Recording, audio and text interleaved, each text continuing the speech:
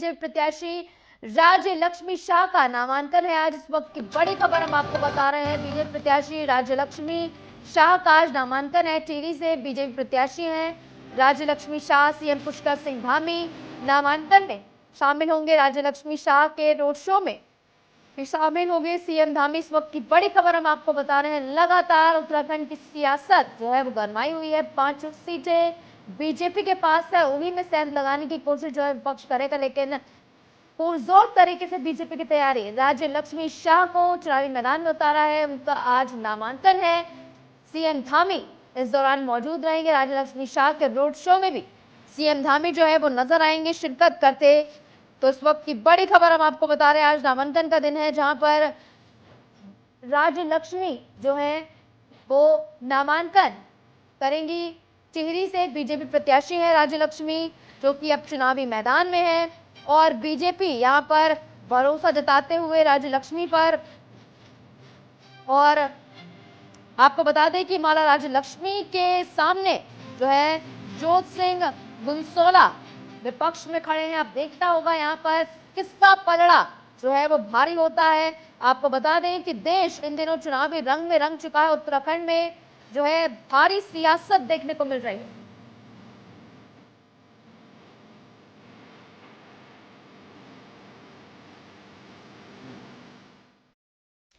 तो उत्तराखंड में सियासत बेहद तेज है। 5 सीटें फिलहाल बीजेपी के पास है। विपक्ष जो है तैयारी में जुटा हुआ है और आज नामांकन का दिन है। राज्य लक्ष्मी शाह आज नामांकन करेंगी। अनिल बलूनी भी आज नामांकन करने वाले। हमारे साथ उपेंद्र सिंह राणा हमारे संवाददाता जुड़ गए हैं ज्यादा जानकारी के साथ। उपेंद्र, आज नामांकन का दिन है, सीएम धामी भी इस दौरान मौजूद रहेंगे, और क्या कुछ जानकारी? देखिए, जिस प्रकार से जो टिहरी लोकसभा और पौड़ी लोकसभा और हरिद्वार लोकसभा, इन तीनों लोकसभा सीटों पर जो है आज इस प्रकार से नामांकन प्रक्रिया जो है वो पूर्ण होने वाली है। हालांकि हरिद्वार और टिहरी में जिस प्रकार से ऑनलाइन के जरिए जो है जिस प्रकार से नामांकन प्रक्रिया पूर्ण हो चुकी थी, लेकिन आज जो है ऑफलाइन प्रक्रिया के जरिए जो है नामांकन पूर्ण जो है वो किया जाएगा और 3 लोकसभा सीटों पर जो है आज नामांकन होना है। जिस प्रकार से टिहरी से आज माला राज्य लक्ष्मी शाह जो भाजपा से सांसद प्रत्याशी हैं, वो अपना आज नामांकन जो है वो भरेंगे और देहरादून के महानगर कार्यालय से एक रोड शो जो है वो निकाला जाएगा, जिसमें मुख्यमंत्री पुष्कर सिंह धामी भी जो है रोड शो में मौजूद रहेंगे। और जिस प्रकार से लगातार 3 बार के सांसद जो है माला राजलक्ष्मी शाह को जो है वो चुना गया और एक बार फिर से पार्टी हाईकमान ने उन पर विश्वास जताया और एक बार फिर उनको टिकट जिस प्रकार से दिया है, आज उनको वो जो है नामांकन जो है वो कर रहे हैं। उनके साथ विपक्ष में जिस प्रकार से जोत सिंह गुनसोला वो भी आज अपना नामांकन पर्चा जो है वो भरेंगे और अपने देहरादून कांग्रेस मुख्यालय से जिस प्रकार से रोड शो जो है वो निकाला जाएगा। खुद कांग्रेस के प्रदेश अध्यक्ष करण माहरा, पूर्व प्रदेश अध्यक्ष प्रीतम सिंह और तमाम कांग्रेस के बड़े नेता जो है रोड शो में जो है वो शामिल होंगे। साथ ही साथ अगर पौड़ी की अगर बात की जाए तो वहां पर कांग्रेस जिस प्रकार से भाजपा के जो पूर्व राज्यसभा सांसद हैं अनिल बलूनी, वो अब जो है नामांकन जो है वो पौड़ी में भरेंगे और उनके विपक्ष में जिस प्रकार से जो कांग्रेस के दिग्गज नेता हैं गणेश गोदियाल, वो जो है नामांकन प्रक्रिया जो है पूर्ण करेंगे। यानी कि ये कह सकते हैं कि अब जो है मुकाबला कड़ा होने वाला है और जैसे जैसे तारीखें नजदीक आती जा रही है, चुनाव प्रचार रोड शो जो है तेजी से जो है वो चलता हुआ दिखाई दे रहा है। हरिद्वार में आज पूर्व मुख्यमंत्री त्रिवेंद्र सिंह रावत जो है वो अपना नामांकन पर्चा जो है वो आज भरेंगे। जिस प्रकार से हरिद्वार एक हॉट सीट मानी जा रही है, वहां पर खुद पूर्व मुख्यमंत्री त्रिवेंद्र सिंह रावत जब से टिकट मिला है तब से काफी एक्टिव जो है हरिद्वार लोकसभा सीट पर जो है वो देखने को मिल रहे हैं। लगातार वो प्रचार प्रसार, लोगों से मुलाकात, कार्यकर्ताओं से, नेताओं से लगातार जो है वो मुलाकात जो है वो कर रहे हैं और आज वो अपना नामांकन पर्चा जो है वो भरेंगे। हालांकि उनके साथ पूर्व मुख्यमंत्री हरीश रावत के बेटे वीरेंद्र रावत, उनको जिस प्रकार से पार्टी हाईकमान ने विश्वास जताते हुए उनको टिकट दिया है, लेकिन एक कड़ा मुकाबला जो है उसमें जो है वो देखने को मिल सकता है। और सबसे बड़ी खास खबर यह है कि जो बसपा के जो उम्मीदवार थी भावना पांडे, वो जो है अब जो है चुनाव नहीं लड़ेगी और अब जो है उनका जो है त्रिवेंद्र रावत को जो है उनका पूर्ण समर्थन जो है वो मिलने वाला है। यानी कि अब ये कह सकते हैं कि हरिद्वार पर सिर्फ भाजपा और कांग्रेस में जो है ये मुकाबला देखने को मिल रहा है और खास तौर पर जो है त्रिवेंद्र सिंह रावत का पलड़ा जो है वो भारी दिखाई दे रहा है, क्योंकि वीरेंद्र सिंह रावत अभी तक कोई भी चुनाव जिस प्रकार से नहीं लड़े हैं, राजनीतिक अनुभव नहीं है। हालांकि उनके जो पिता हैं पूर्व मुख्यमंत्री हरीश रावत, उनका अनुभव जो है उनका साथ जो मिला है वो है दे टिकट, सकती ये है। कहा जा लेकिन रहा है जिस तरीके से वो लगातार कोशिश कर रहे थे, आला कमान से मुलाकात कर रहे थे, उसका ही नतीजा है कि उन्हें टिकट मिल गया है।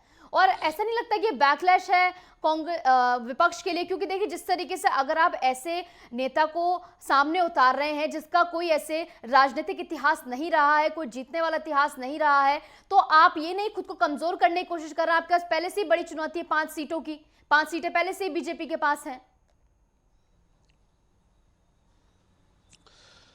देखिए कांग्रेस के पास सबसे बड़ी चुनौती यही है कि उनके पास प्रत्याशी जो है इस बार नहीं थे, और जिस प्रकार की उम्मीदें कांग्रेस को थी कि प्रत्याशी जो है वो बड़े प्रत्याशियों को जो है वो मैदानों में उतारेगी, लेकिन इस बार देखा गया कि जो 3 सीटें हैं वहां पर जो है एक कमजोर प्रत्याशी को जो है वो उतारा गया है। चाहे हरिद्वार सीट पर वीरेंद्र रावत की बात की जाए, नैनीताल सीट पर प्रकाश जोशी की बात की जाए, ये 2 सीटें ऐसी है जहां पर इन दोनों नेताओं ने एक भी चुनाव नहीं लड़े, ना तो विधानसभा का चुनाव कोई लड़ा है, ना लोकसभा चुनाव लड़ा है, और ना ही राजनीति का इतना बड़ा अनुभव है। प्रकाश जोशी की अगर बात की जाए तो प्रकाश जोशी जिस प्रकार से जो कांग्रेस के पूर्व राष्ट्रीय अध्यक्ष हैं राहुल गांधी, उनके करीबी माने जाते हैं, इसलिए उनको जो है नैनीताल सीट पर जो है वो उतारा गया है। वीरेंद्र रावत को उनके पिता के चलते जो है उनको जो है लोकसभा सीटों हरिद्वार लोकसभा सीट से जो है उतारा गया है। यानी कि ये कह सकते हैं कि सिर्फ चहितों को जिस प्रकार से जो टिकट कांग्रेस की ओर से जो दिए गए हैं उसके चलते उसका खामियाजा जो है आने वाले समय में जो है वो भुगत सकते और हैं। अक्सर परिवारवाद के आरोप तो लगते ही हैं विपक्ष पर। सोची समझ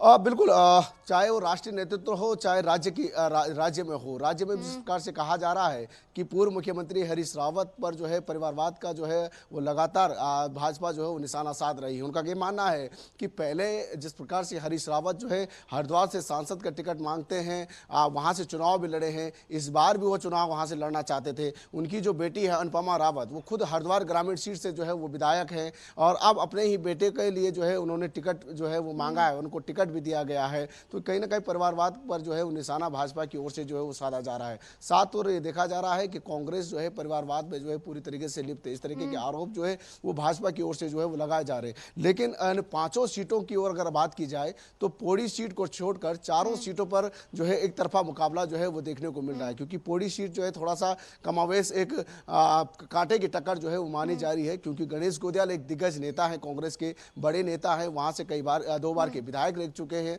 और हालांकि 2022 में उनको मात खानी पड़ी थी, लेकिन इस बार लोकसभा सीट से जो चुनाव जिस प्रकार से लड़ रहे हैं, तो ऐसे में कहीं ना कहीं उपेंद्र अगर कांग्रेस की बात कर ली जाए तो कांग्रेस ऐसा नहीं लगता कि अपने ही जाल में फंस गई है, क्योंकि अगर वो किसी को टिकट नहीं देते तो पार्टी छोड़ देता है, तो अपनी पार्टी को समेटने के लिए टिकट देना ही पड़ रहा है कांग्रेस को।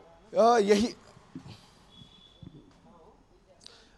देखिए यही मुश्किलें कांग्रेस को जो है सबसे बड़ी मुश्किलें जो है वो कांग्रेस के लिए है, क्योंकि जो दिग्गज नेता कांग्रेस के थे, जो बड़े नेता कांग्रेस के हैं, वो लगातार जो है पार्टी छोड़ रहे हैं। कई कार्यकर्ताओं, कई नेताओं ने, कई विधायकों ने जिस प्रकार से जो है पार्टी छोड़ी है और भाजपा में शामिल हुए हैं, ये बड़ी समस्या जो है कांग्रेस के सामने है। कई नेता ऐसे हैं जो इस बार जो है लोकसभा चुनाव ही नहीं लड़ना चाहते थे, उन्होंने अपनी इच्छा ही जाहिर नहीं की। जिस प्रकार से पूर्व प्रदेश अध्यक्ष प्रीतम सिंह को कहा गया था कि टिहरी लोकसभा सीट से जो है उनको चुनाव लड़ाया जाएगा, लेकिन जिस प्रकार से उनसे जब बातचीत हुई तो उन्होंने कहा कि मेरी इच्छा नहीं है कि मैं टिहरी लोकसभा सीट से जो है वो चुनाव लड़ूं। यानी कि साफ तौर पर ये कह सकते हैं कि उन्होंने अपनी इच्छा जाहिर नहीं की।